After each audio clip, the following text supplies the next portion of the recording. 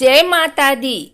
आइए सुनते हैं दुर्गा सप्तशती का 8वां अध्याय।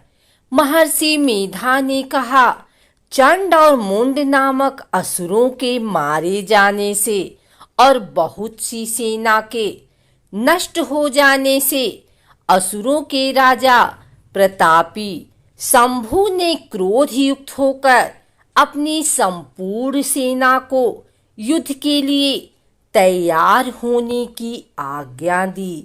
उसने कहा, अब उदायुध नामक 86 असुर सेनापति अपने सेनाओं के साथ युद्ध के लिए जाएं और कंबु नामक 84 सेनापति भी युद्ध के लिए जाएं और कोटवीर्य नामक 50 सेनापति और धौम्रकुल नाम के 100 सेनापति प्रस्थान करें। कालक, दौहद, मौर्य और कालकेय यह दैत्य भी मेरी आज्ञा से सजकर युद्ध के लिए कूच करें। भयानक शासन करने वाला असुरों का स्वामी शुंभ इस प्रकार आज्ञा देकर बहुत बड़ी सेना के साथ युद्ध के लिए चला। उसकी सेना को अपनी ओर आता देखकर चंडिका ने अपनी धनुष की टंकार से पृथ्वी और आकाश के बीच का भाग गुजा दिया। हे राजन, इसके पश्चात देवी के सिंह ने दहाड़ना आरंभ कर दिया और अंबिका के घंटे के शब्दों ने उस ध्वनि को और भी बढ़ा दिया। धनुष की टंकार, शेर की दहाड़ और घंटे के शब्द से पृथ्वी और आकाश के बीच का भाग गूंज उठा और इसके साथ ही देवी ने अपने मुख को और भी भयानक बना लिया। ऐसे भयंकर शब्द को सुनकर राक्षसी सेना ने देवी तथा सिंह को चारों ओर से घेर लिया। हे राजन, उस समय दैत्यों के नाश के लिए और देवताओं के हित के लिए ब्रह्मा, शिव, कार्तिकेय, विष्णु तथा इंद्र आदि देवों की शक्तियां जो अत्यंत पराक्रम और बल से संपन्न थी, उनके शरीर से निकलकर उसी रूप में चंडिका देवी के पास गए। जिस देवता का जैसा रूप था, जैसे आभूषण थे और जैसा वाहन था, वैसा ही रूप, आभूषण और वाहन लेकर उन देवताओं की शक्तियां दैत्यों से युद्ध करने के लिए आई। हंस युक्त विमान में बैठकर और रुद्राक्ष की माला तथा कमंडलू धारण करके ब्रह्मा जी की शक्ति आई। वृषभ पर सवार होकर, हाथ में त्रिशूल लेकर, महानाग का कंकड़ पहनकर और चंद्र रेखा से भूषित होकर भगवान शंकर की शक्ति महेश्वरी आई और मोर पर आरूढ़ होकर हाथ में शक्ति लिए दैत्यों से युद्ध करने के लिए कार्तिकेय जी की शक्ति उन्हीं का रूप धारण करके आई। भगवान विष्णु की शक्ति गरुड़ पर सवार होकर शंख, चक्र, श्रांग, गदा, धनुष तथा खड्ग हाथ में लिए हुए आई। श्री हरि की शक्ति वाराही, वाराह का शरीर धारण करके आई और नरसिंह के समान शरीर धारण करके उनकी शक्ति नारसिंही भी आई। उसकी गर्दन के झटकों से आकाश के तारे टूट पड़ते थे और इसी प्रकार देवराज इंद्र की शक्ति ऐन्द्री भी ऐरावत के ऊपर सवार होकर आई। इसके पश्चात इन देव की शक्तियों से घिरे हुए भगवान शंकर ने चंडिका से कहा, मेरी प्रसन्नता के लिए तुम शीघ्र ही इन असुरों को मारो। इसके पश्चात देवी के शरीर में से अत्यंत उग्र रूप वाली और सैकड़ों गीदड़ियों के समान आवाज करने वाली चंडिका शक्ति प्रकट हुई। उस अपराजिता देवी ने धूमिल जटा वाले भगवान श्री शंकर जी से कहा, हे प्रभु, आप मेरी ओर से दूत बनकर शुंभ और निशुंभ के पास जाइए और उन अत्यंत गर्वीले दैत्यों से कहिए तथा उनके अतिरिक्त और भी जो दैत्य वहां युद्ध के लिए उपस्थित हों, उनसे भी कहिए, जो तुम्हें अपने जीवित रहने की इच्छा हो तो त्रिलोकी का राज्य इंद्र को दे दो। देवताओं को उनका यज्ञ भाग मिलना आरंभ हो जाए और तुम पाताल को लौट जाओ। किंतु यदि बल की गर्व से तुम्हारी लड़ने की इच्छा हो तो फिर आ जाओ। तुम्हारे मांस से मेरी योगिनियां तृप्त होंगी। चूंकि उस देवी ने भगवान शंकर को दूत के कार्य में नियुक्त किया था, इसलिए वह संसार में शिवदूती के नाम से विख्यात हुई। भगवान शंकर से देवी का संदेश पाकर उन दैत्यों के क्रोध का कोई आर पार न रहा और वह जिस स्थान पर देवी विराजमान थी वहां पहुँचे और जाने के साथ ही उस पर बाणों और शक्तियों की वर्षा करने लगे। देवी ने उनके फेंके हुए बाणों, शक्तियों, त्रिशूल और फरसों को अपने बाणों से काट डाला और काली देवी उस देवी के साथ आगे खड़ी होकर शत्रुओं को त्रिशूल से विदीर्ण करने लगी और खटवांग से कुचलने लगी।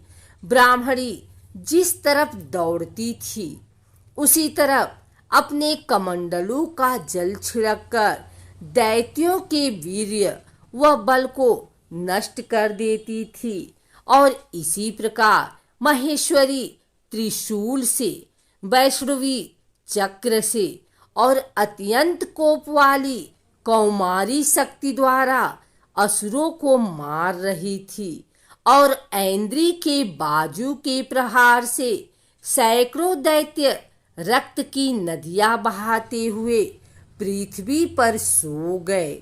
वाराही ने कितने ही राक्षसों को अपनी थूथन द्वारा मृत्यु के घाट उतार दिया।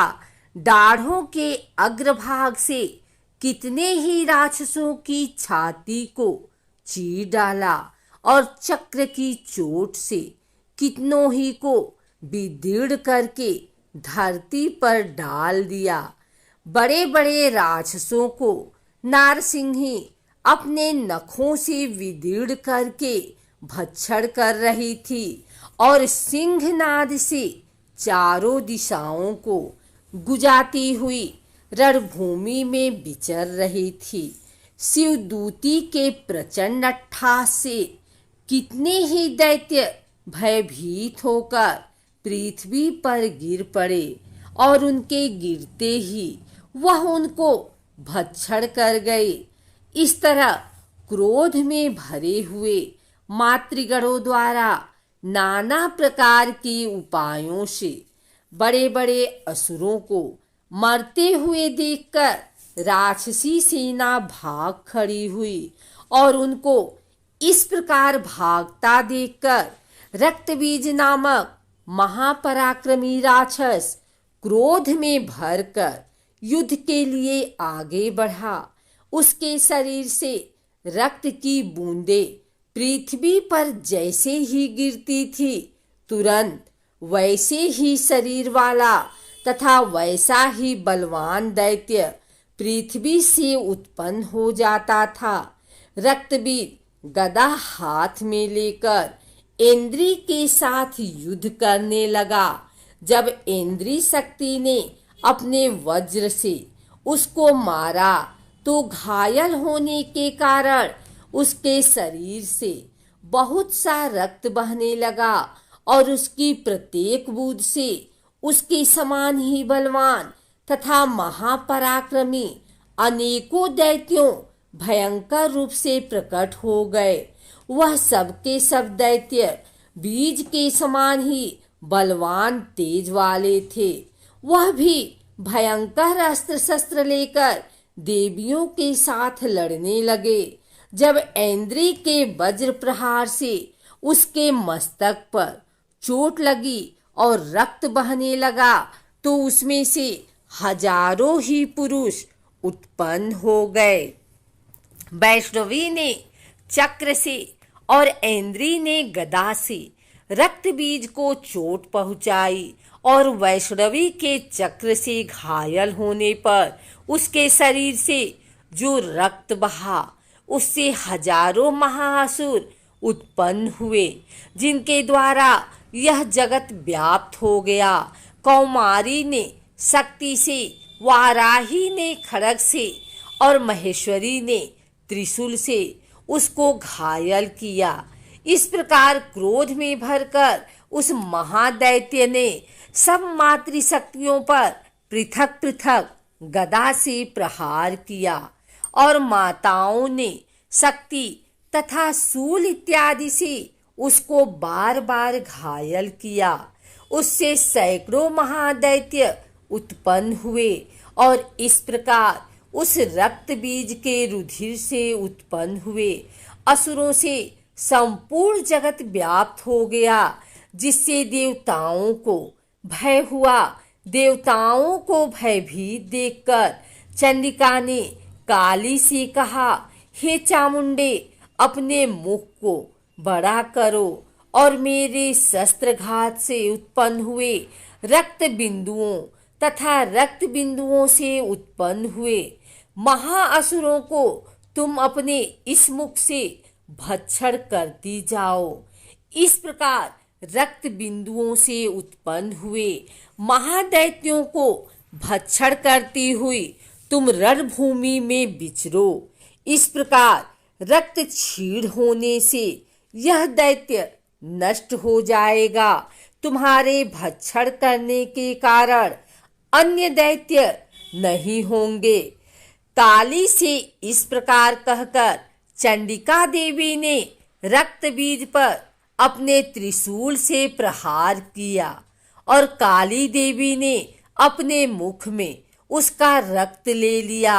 तब उसने गदा से चंडिका पर प्रहार किया। प्रहार से चंडिका को तनिक भी कष्ट न हुआ, किंतु रक्त बीज के शरीर से बहुत सा रक्त बहने लगा। लेकिन उसके गिरने के साथ ही काली ने उसको अपने मुख में ले लिया।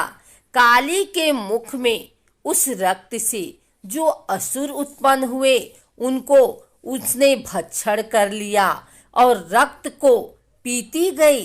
तदंतर देवी ने रक्त बीज को, जिसका की खून काली ने पिया था, चंडिका ने उस दैत्य को वज्रबाण, खड्ग तथा ऋषि इत्यादि से मार डाला। हे राजन, अनेक प्रकार के शस्त्रों से मारा हुआ और खून से वंचित वह महादैत्य रक्तबीज पृथ्वी पर गिर पड़ा। हे राजन, उसके गिरने से देवता अत्यंत प्रसन्न हुए और माताएं उन असुरों का रक्त पीने के पश्चात उद्धत होकर नृत्य करने लगी।